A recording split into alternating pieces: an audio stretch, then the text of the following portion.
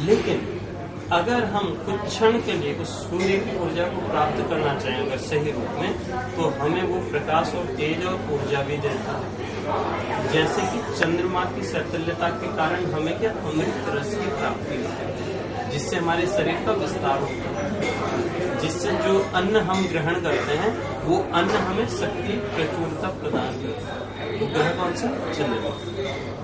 चंद्रमा की अगर सैतल्यता ना हो तो हमारा जो शरीर है वो जो रस जाएगा, जल जाएगा, क्योंकि उसको अन्न तो मिल रहा है लेकिन उसको पाचक क्रिया वहाँ पर रस की प्राप्ति नहीं होती, तो वो जरूरी है, वहाँ पर आवश्यक है।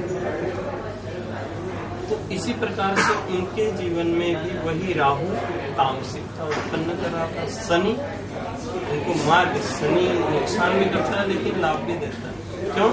क्योंकि वो आपकी कमियों को आपके सामने प्रकट करता है, वो आपको दिखाता है कि आप गलत जा रहे हैं, सही जा रहे हैं। कई बार हम क्या करते हैं, इस अहम में, इस रूप में आगे बढ़ जाते हैं, जिससे कि हमें यही नहीं पता चल पाता है कि हम क्या कर रहे हैं। जैसे कि भगवान श्री कृष्ण ने अपने पुत्रों से क्या कहा कि बोले रूप यौवन संपत्ति ही। आपके पास क्या है? रूप। आपके पास क्या है? यौवन। आपके पास संपत्ति भी है, मतलब ऐश्वर्य भी है, लेकिन आपके पास एक चीज की कमी है, जो कि उसके बिना ये सब बेकार है, व्यर्थ है। वो क्या है? विवेक।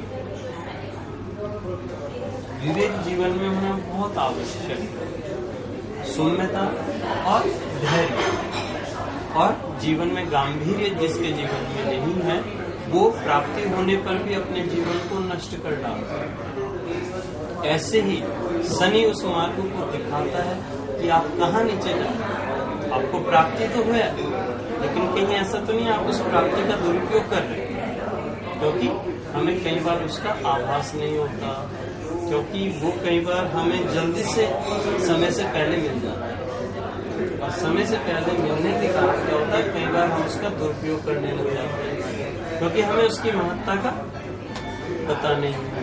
तो ऐसे उनके जीवन में होने लगा, वो आगे नहीं बढ़ रहे थे, बल्कि जितने आगे गए हुए थे उससे और 10 कदम पीछे आ गए। तो क्या देखा, जहाँ खड़े थे उससे भी और नीचे गिरे। अब इतने नीचे गिर चुके हैं कि कहीं पर भी खड़े हो देखे नहीं रहेंगे। तब जाकर के उस ग्रह को शुभ सात्विकता के रूप में हम ग्रहण करते हैं, तब उसे हम दुश्मन नहीं, किस रूप में परिवर्तित करते हैं? मित्र रूप। जब कोई चीज हमें हानि करने लग जाती है, तब हम उसके स्पर्श करने लग जाते हैं, उसके और पास चले जाते हैं, और उसके पास हमें कौन सी चीज मिल जाती है? वो होती है सौम्यता। सौम्यता का मतलब शीतल। अगर उसी प्रकार से देश अगर ईर्षा अगर हम भी करने लग जाते हैं, तो वो क्या होते हैं? आपस में टकराव हो जाता है, जिसके कारण वह देश उत्पन्न करने लग जाता है, तामसिकता उत्पन्न करने लग जाता है, और वो हमें इतना दूर ले जा लेता है कि प्रत्येक क्षण हमें गिराने का प्रयास करता है।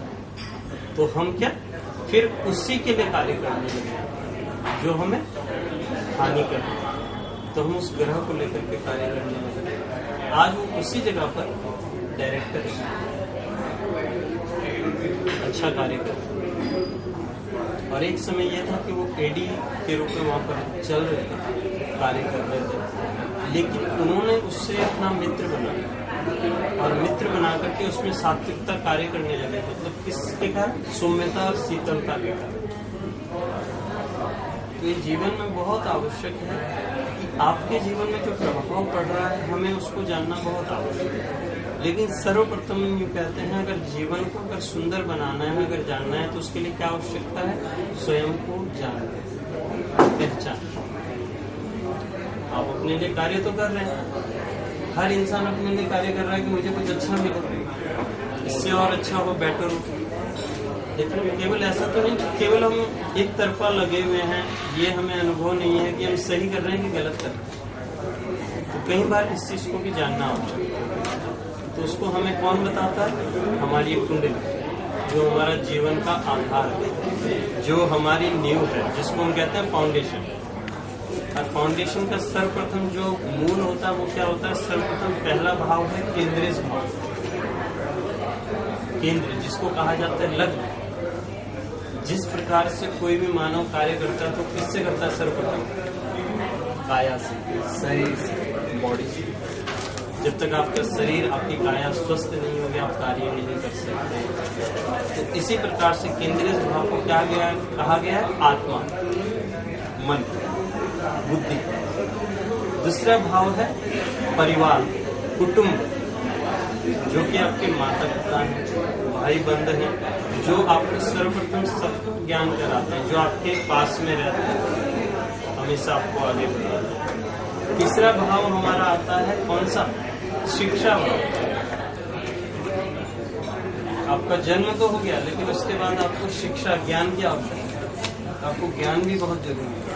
तो ज्ञान की प्राप्ति के लिए आपको समाज, सृष्टि और शिक्षक की प्राप्ति। उसके बाद जब बच्चा धीरे धीरे धीरे शिक्षा को प्राप्त कर लेता है, तब वो कहाँ जाता है?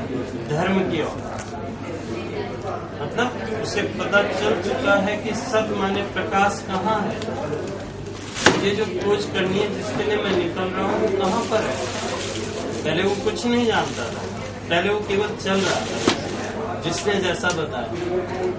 माता ने बोला इधर जाओ, बोले बेटा चलो उधर। भाई ने बोला इधर जाओ, बोले चलो उधर। जिसने जैसा बोला, क्योंकि वो छोटा है, अनभिज्ञ है, वो कोरा कागज है।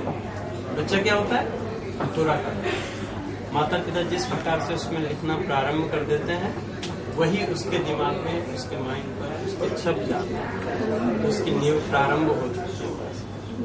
और धीरे धीरे तब उसे शिक्षक की प्राप्ति होती है, और शिक्षक से जब उसको ज्ञान की प्राप्ति होती है, तब वो किसकी ओर बढ़ता है? धर्म की ओर। धर्म माने सब। धर्म केवल एक व्यापार नहीं कहा गया, मतलब कार्य को धर्म नहीं कहा गया। धर्म है आपका कार्य, आपकी बुद्धि, आपकी क्षमता को जानना ही धर्म है। मतलब मानव। आप कार्य तो कर रहे हैं, लेकिन कार्य के साथ मतलब आप मानव से जुड़े हैं, वो धर्म है। कहीं ऐसा तो नहीं केवल आप व्यवसाय, व्यापार कर रहे हैं, ठीक है, आप मंदिर में पूजा तो कर रहे हैं, लेकिन किसी को क्षति पहुंचा रहे हैं, कटु वाक्यों का किसी के लिए प्रयोग कर रहे हैं, तो कहीं न कहीं हम धर्म में होते हुए भी धर्म से परे हो गए हैं। उसको कहा जाता है अदर्शनीय लोक, मतलब है लेकिन होते हुए भी नहीं है, क्योंकि वो दिख नहीं रहा है। लोप हो गया, दिख नहीं रहा है, उसमें पर्दा पड़ गया। किसका?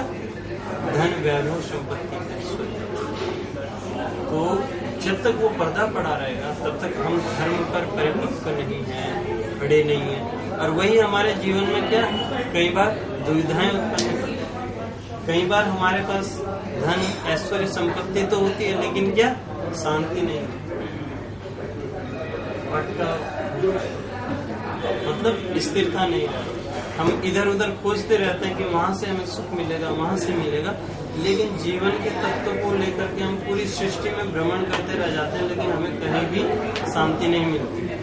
कुछ क्षण के लिए हमें ये जो सामाजिक तत्व हैं, इनसे शांति तो मिल जाती है, आनंद तो मिल जाता है, लेकिन क्या उसके बाद फिर उत्पन्न हो जाती है कि अब क्या करो? क्यों? क्योंकि हम अपने में होते हुए भी अपने से परे हैं। क्योंकि हम अपने मन की, अपने अंदर की आत्मा की सुंदरता को नहीं देख रहे हैं। हम जो सुंदरता देख रहे हैं वो बाह्य सुंदरता देख रहे हैं।